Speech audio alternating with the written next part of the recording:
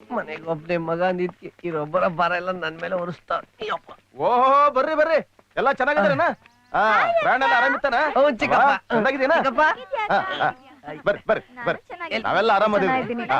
ನೀವು ಜಾತ್ರೆಗೆ ಬಂದದ್ದು ಬಹಳ ಒಳ್ಳೇದಾತ್ ನೋಡು. ಓ ಆದರ್ಶ ನೆಂಟಿನ ಆದರ್ಶ, ನನ್ನ ಆಶೀರ್ವಾದ ಯಾವಾಗ್ಲೂ ಇರ್ತದ ಕಣ. ಹೇಳಿ. ಎಡು ಬಿದ್ದಿದ್ಕೆ ಕಾಲಕ್ ಬಿದ್ದೆ ಅನ್ಕೊಂಬಿಟ್ರು. ಆಹಾ ಆಹಾ ಆಹಾ, ಅರೆ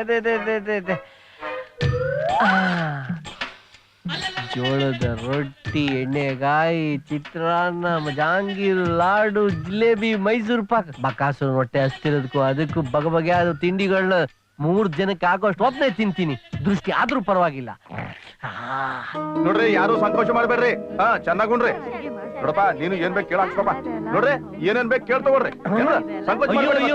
ಓಪನಿಂಗ್ ಬ್ಯಾಟ್ಸ್ಮನ್ ಬಿಟ್ಬಿಟ್ಟು ಎಲ್ಲ ಬ್ಯಾಟಿಂಗ್ ಮಾಡ್ತಾ ಇದ್ದೀರಾ? ಲೇ ಯಾವ ಸೀಮೆ ಧರ್ಮ ಪತ್ನಿನೇ? ಇನ್ನ ಕೈಯಲ್ಲಿ ಕಂಕಣ ಬಿಚ್ಚಿಲ್ಲ, ಅವಾಗ್ಲೇ ನನ್ನ ಬಿಟ್ಟು ಊಟ ಮಾಡ್ತಾ ಇದ್ಯಾ? ಸದ್ಯ ಒಂದ್ ಎಲೆ ಆದ್ರೂ ನನ್ಗಾದ್ರೂ ಉಳಿಸಿದ್ಯಲ್ಲ, ಅಷ್ಟ್ ಭಕ್ತಿ ಇದ್ರೆ ಸಾಕು.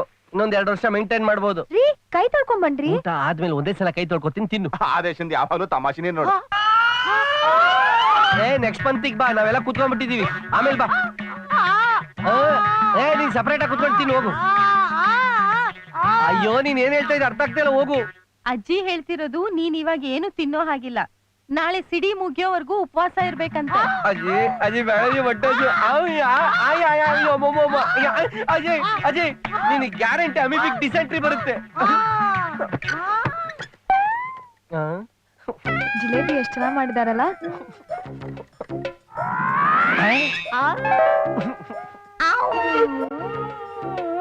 ಏ ಮುದ್ಕಿ, ಇಷ್ಟ್ ದೂರ ನನ್ ಕರ್ಕೊಂಬಂದು ಉಪವಾಸ ಕೆಡವಿದ್ಯಾ ಅಲ್ವಾ? ತಿನ್ನು ತಿನ್ನು, ನೀನ್ ಅಲ್ಲೆಲ್ಲ ಉದ್ರೋಗ್ಲಿ ಅಂತ ಶಾಪ ಹಾಕ್ತೀನಿ.